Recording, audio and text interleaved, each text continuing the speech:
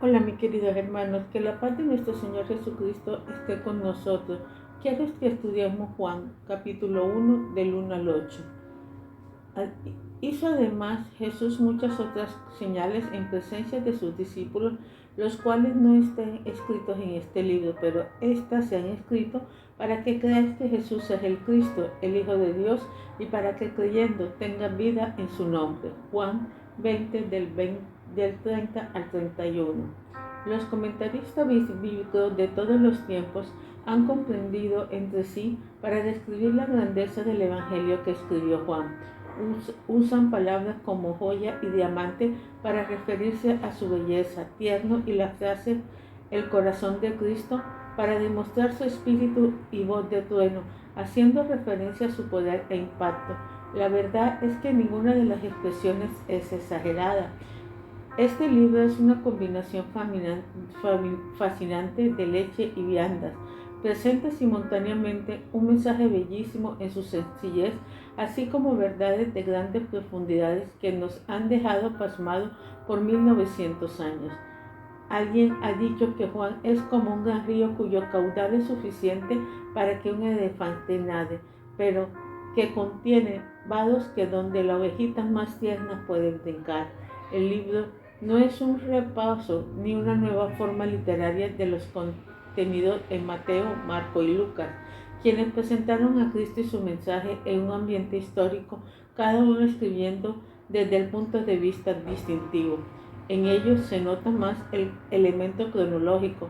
Por el contrario, Juan seleccionó los eventos y enseñanzas de solo unos cuantos días de la vida terrenal de Jesús. Es más, los capítulos del 13 al 20 solo tratan de una semana, la última. Bajo la dirección del Espíritu Santo de Dios, le tocó el último evangelio interpretar los eventos centrados en la persona y obra de nuestro Señor Jesucristo. El autor de Juan, al fin y al cabo, los que los autores humanos de la Santa Biblia escribieron dependió del Espíritu Santo. El resultado entonces es precisamente lo que Dios quiso decir que tuviéramos. No obstante, hay varios puntos de intereses que debemos considerar cuanto a la paternidad literaria del libro. Primero, no se menciona el nombre del autor del libro. Segundo, el autor parece haber sido judío de Palestina por sus obvios conocimientos de las costumbres del lugar. Tercero, hay indicaciones de que fue testigo ocular de los elementos reportados, el 2.6 y el 13.26. Cuarto, Juan capítulo 21 nos encamina hacia una identificación del autor. A. El versículo 24 señala a un individuo del grupo como el que escribió estas cosas. B. El versículo 2 indica quién estaba presente cuando sucedieron los eventos relatados. De ellos, el versículo 20 elimina a Pedro como posible autor y Santiago, hermano de Juan, había muerto años antes. De los demás, solamente Juan tenía conocimientos íntimos de los detalles relatados. El versículo 20 lo describe así: el discípulo a quien Jesús amaba, el mismo que en la cena se le había recostado al lado de él. Desde muy temprano en la historia, la Iglesia reconoció a Juan como el autor del libro. El libro lleva su nombre, no tiene el propósito de elogiar a su autor.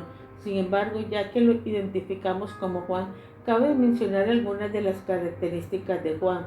Es uno de los hijos del trueno, Marcos 3.17. Su profesión anterior era pescador, Mateo 4.21.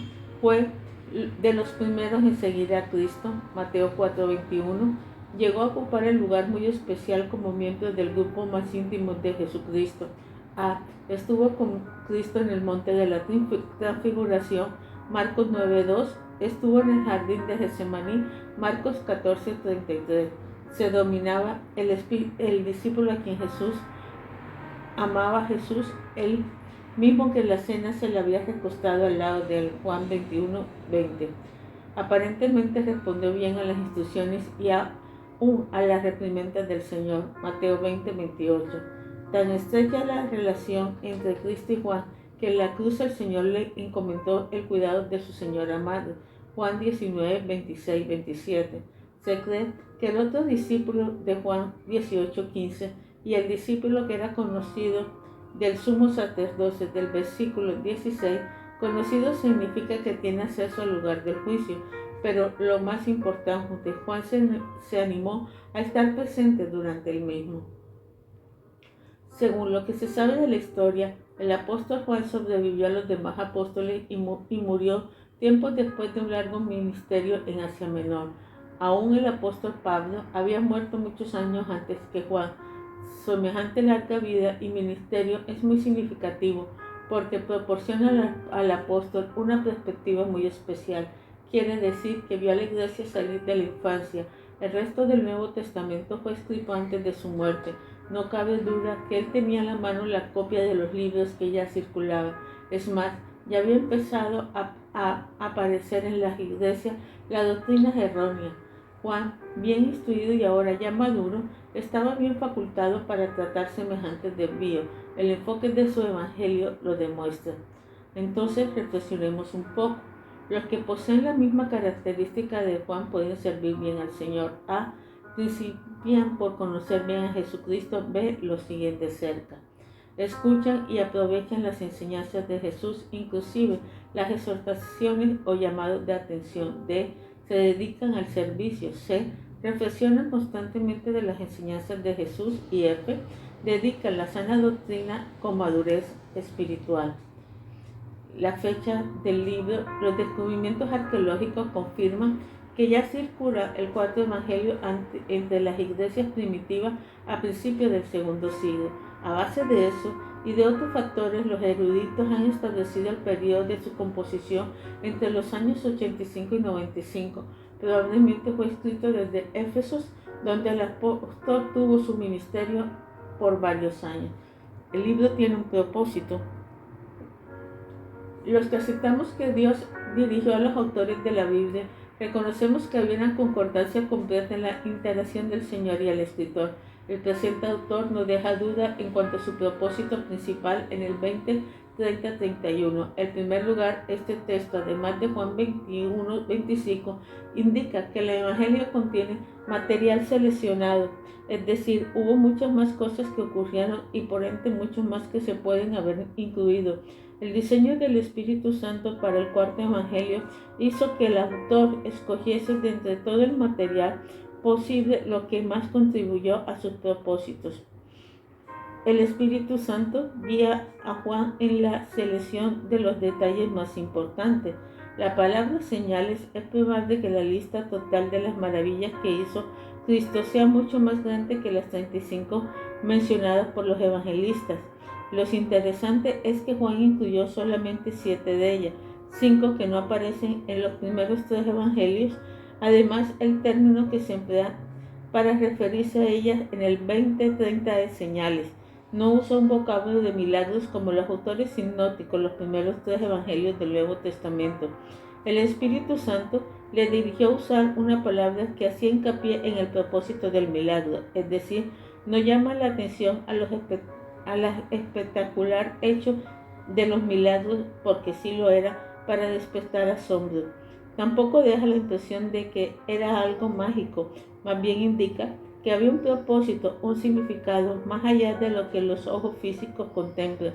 Debido a su ceguera obstinada, los judíos no vieron más allá del pan multiplicado, pero se perdieron por completo el verdadero significado de la señal. Por decirlo así, lo maravilloso que Juan quiere enfatizar es lo espiritual, la razón primordial del milagro. 2 cláusulas importantes tiene el libro: para que creáis que Jesús es el Cristo, el Hijo de Dios, 20:31. Juan escribe para producir una reacción de parte de sus lectores que crean. Efectivamente, se nota la importancia de este concepto al considerar que la palabra creer ocurre más o menos 98 veces en el idioma original del libro. Quiero decir que no es solamente una ocurrencia final. Su presentación a través del Evangelio conforta al lector con las necesidades de creer. Por supuesto que es en balde decir tengo fe. Él no se indica el objeto de ella, es decir, fe en qué o en este caso en quién. El material escogido tiene el propósito de identificar a las personas que hizo el milagro. El autor Quería que sus lectores vieran que la intención de hacer la maravilla era reconocer al Mesías. En otras palabras, los milagros en sí son evidencia irrefutable de quién es Jesús, porque solo el poder divino pudo haberlos hecho. Juan exhibe evidencias de la divinidad de Cristo, el Hijo de Dios, que demanda la aceptación para que creáis y para que creyendo tenga vida en su nombre. 20:31b. A través del libro se hace obvio que Juan quiere exponer las buenas nuevas, el Evangelio.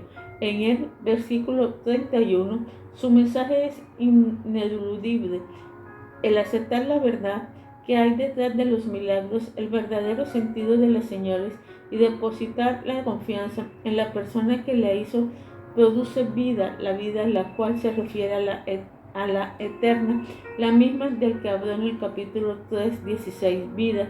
También es un tema recurrente en el Evangelio y se menciona 36 veces.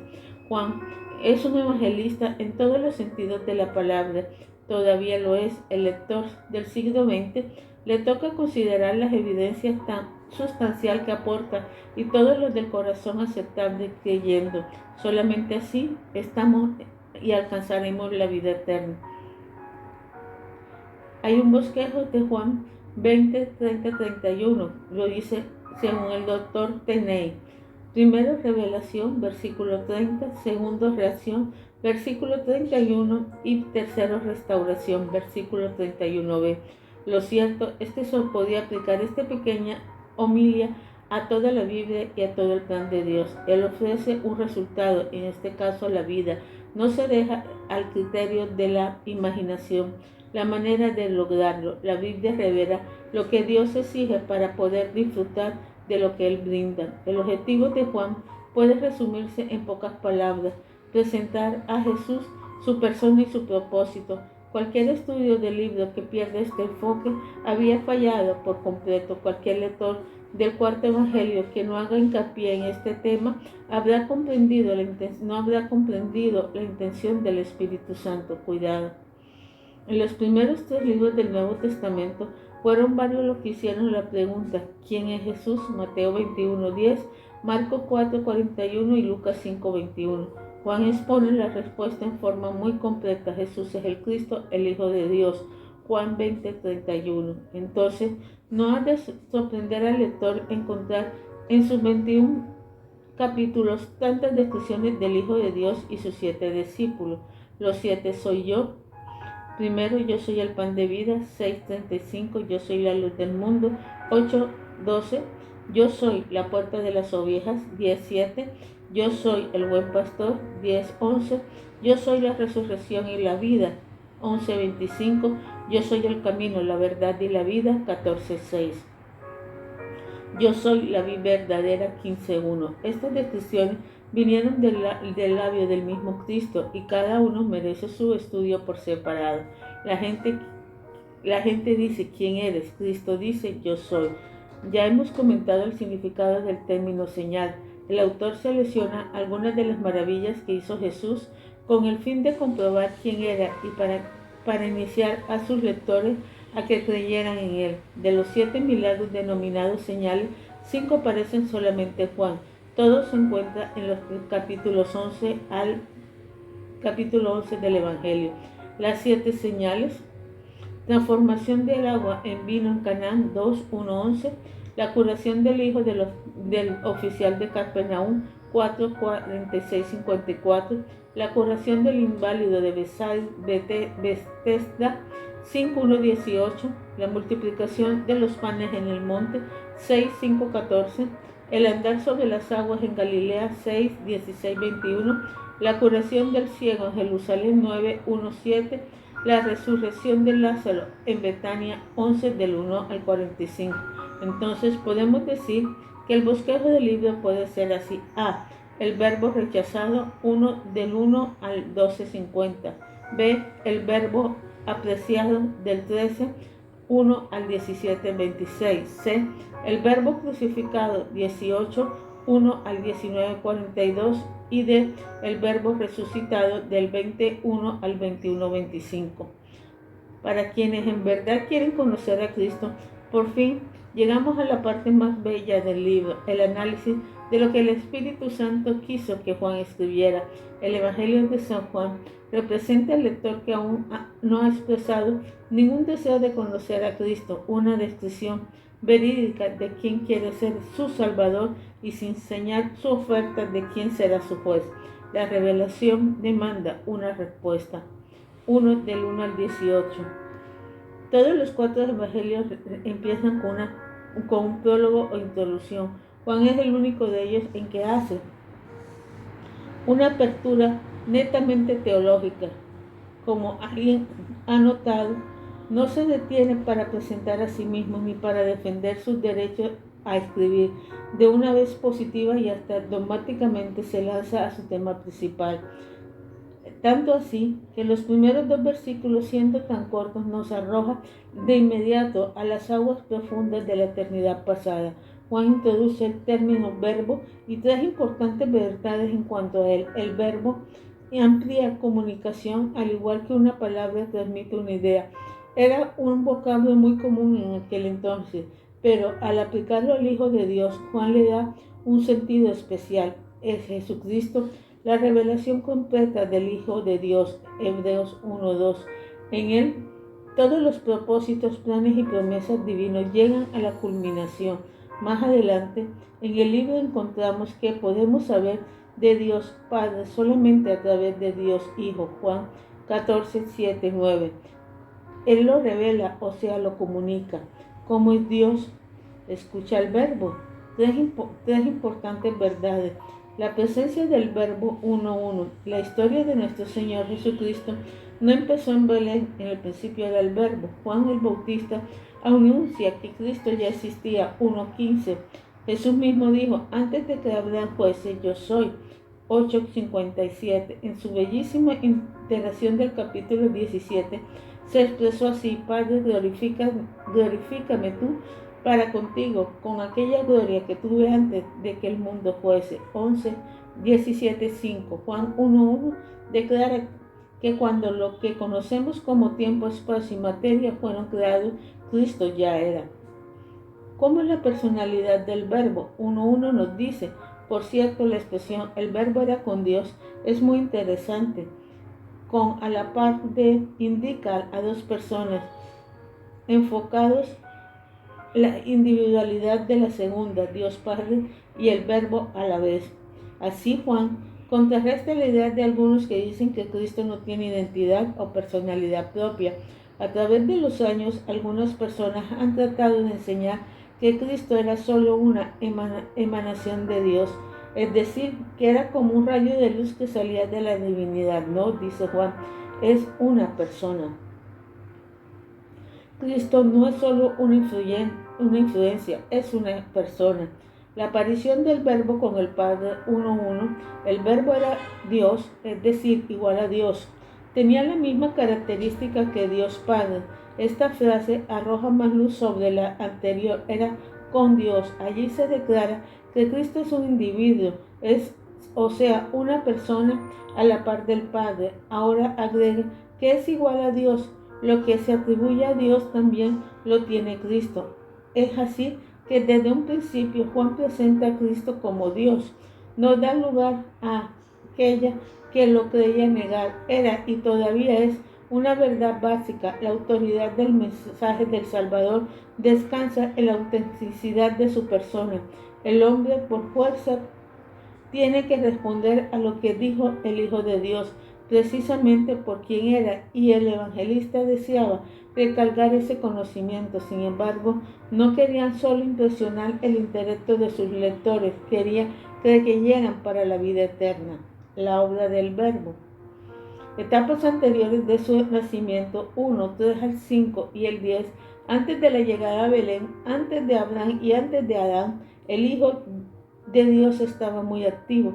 Todas las cosas por él fueron hechas, y por si eso no fuera entendido se agrega, y sin él nada de lo que ha sido hecho. Hebreos 1:2, Colosenses 1:16, Juan 1:3. El Hijo de Dios era y todavía es la fuente de vida en todo sentido. Es la luz que ha estado bajo ataque del maligno y su emisario desde que se sublevó contra Dios. Sin embargo, no ha prevalecido. El Hijo del Hombre tuvo varias etapas, el Verbo tuvo varias etapas. 1:14 no se encuentra en el Evangelio de Juan los detalles emocionantes de la historia navideña. Sin embargo, su resumen lacónico es a la vez verídico y muy teológico. Jesús, Dios verdadero, dominado aquí el Verbo, fue hecho carne. No cabe duda de su eternidad como Hijo de Dios ni de su divinidad. Este tema se ha tratado ya en el libro y se tratará en todos los 21 capítulos en teología. Encarnación es el vocablo que se usa a referirse al hecho de que el Verbo aceptó un cuerpo humano y llegó a ser un verdadero hombre. A través de las edades ha habido quienes lo han negado, diciendo que Jesús solamente aparentaba ser hombre, pero en verdad no lo era. Parece que no leyeron bien Juan 1:14. Obviamente la encarnación logró su propósito. Juan y sus condiscípulos vieron su gloria como el unigénito del Padre. 1:14. La gloria de Dios le corresponde a la grandeza de sus atributos. Los verdaderos seguidores de Jesús lo reconocieron quién era. Nosotros no entendemos del todo cómo se relaciona con el Padre y el Hijo. Sabemos solamente lo que la Biblia nos dice. Cristo es igualmente Dios. Es así que Él también es eterno. Parece que Cristo por toda la eternidad, aunque no es un ser creado, ha tenido la relación de unigénito. Esto no principió en Belén. Finalmente, este versículo, Juan describió al Verbo como lleno de gracia y de verdad. La idea es que está dotado de esa característica, o sea, tan eternamente dotado como eterno. No ha habido ocasión en que no haya sido así. Como tal, Cristo es reconocido como dispensador de la gracia. En cambio, en Lucas 1:28, muy favorecido quiere decir que María era receptora de la gracia, no dispensadora de ella. En cuanto lleno de gracia, es importante notar que el cristianismo no se basa en opiniones o sueños, sino en verdad. La verdad en cuanto a Dios, el hombre y la salvación. Etapas de la obra del Verbo al venir a este mundo. 1:9-13.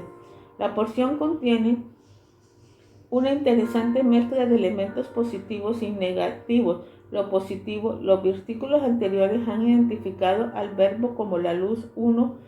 Capítulo 1, 4, 7. El versículo 9 lo describe como la luz verdadera, la genuina. A través de las edades ha habido guías espirituales, como por ejemplo Buda, Confucio, Mahoma, que han prometido guiar al hombre ofreciendo arrojar luz en el camino de su vida. Eran ciegos guiados a ciegos, por cierto, doblemente equivocados, buscaban un destino y empleaban un sistema para alcanzarlo, ambos igualmente erróneos. La luz genuina revela todo según la verdad, su meta, así como su método. Es también positivo notar que dicha luz estaba en el mundo. 1:10, es decir, disponible, aprovechar del hombre. No se representa como un gran secreto o un misterio desapercibido. Era posible que el hombre apareciera, la luz del mismo Creador. Finalmente, es positiva la declaración gloriosa del versículo 12. Juan encapsuló el mensaje del Evangelio en pocas palabras. Es posible ser hijo de Dios, y no dice cómo. El recibir y el creer viene siendo una misma idea, lo que popularmente decimos aceptar a Cristo. La fe salvadora se basa en una verdad histórica. Cristo es el Verbo, vino, murió en la cruz por nuestros pecados y resucitó al tercer día. 1 Corintios 15, 1-4. La fe salvadora confiesa estar de acuerdo con la verdad revelada y depositar la confianza en ella. El resultado es instantáneo. El que cree llegará a ser hijo de Dios de inmediato. No queda solo con las ganas o en una espera indefinitiva de algún día. Tal vez, ojalá.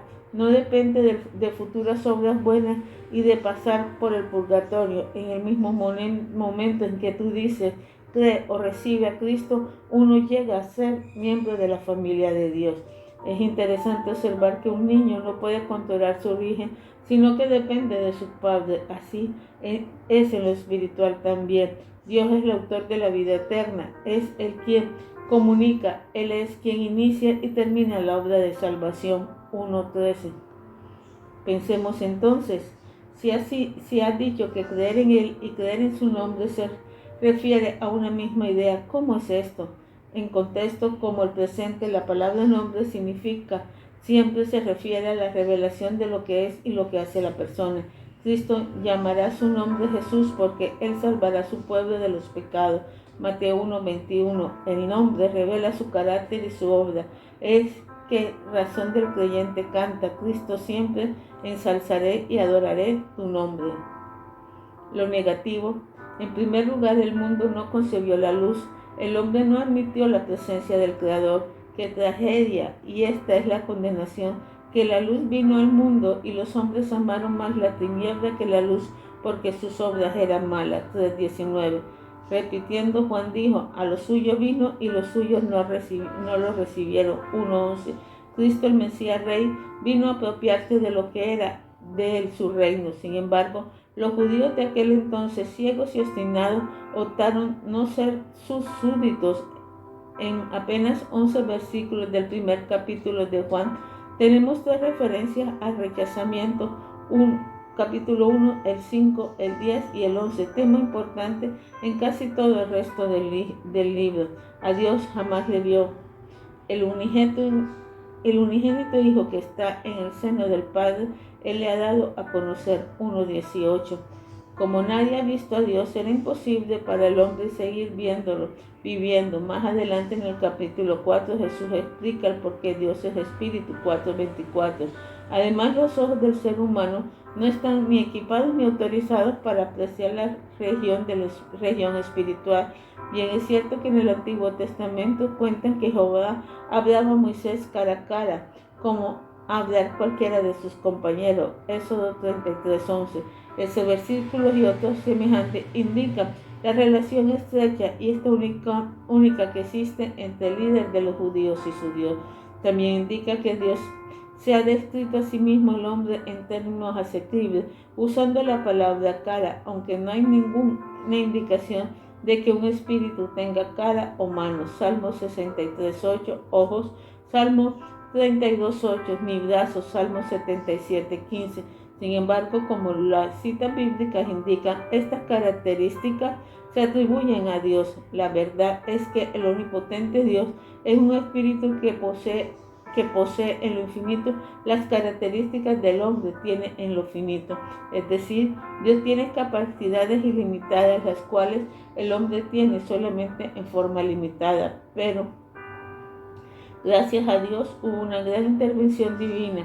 El unigénito Hijo, que está en el seno del Padre, Él le ha dado a conocer. 1:18. Lo que de otra manera el hombre no pudiera haber conocido, Jesús lo dio a conocer. Razonemos, ¿es posible? Qué palabra tan alentadora. Si buscamos la restauración de la salud cuando tenemos una enfermedad agobiante y el médico dice es posible que alivio. Si cuando buscamos la salida de un problema financiero, nuestro consejero y evangelio dice es posible que gozo, hay esperanza. Ahora Jesús, que proporciona la palabra animadora, alentadora, palabras de gozo y esperanza, es posible conocer a Dios por medio de nuestro Señor Jesucristo. Padre Celestial, en nombre de nuestro Señor Jesucristo te damos gracias por todo lo que tú haces por nosotros. Te pedimos, oh Dios eterno, que cada día, Señor, más personas quieran conocerte, quieran aprender de ti, quieran saber, Padre Celestial, de tu presencia y de tu amor. Que tu amor infinito, Padre Celestial, nos llene y cada día nos dé más y más. Gracias, Padre Celestial, por tu Hijo Jesús de Nazaret y por la obra tan maravillosa que hizo en la cruz del Calvario. Amén y amén. Dios te bendiga, mi hermano. Si quieres, vamos a seguir con el estudio de Juan. Vamos a enviarte este estudio a través de YouTube o a través de Facebook. Que la paz de nuestro Padre Celestial siempre te acompañe. Amén y amén. Puedes También que nuestro Señor Jesucristo te ayude siempre. Si tienes alguna duda, puedes escribir al WhatsApp más 57 310 601 6670, que con mucho gusto te atenderemos.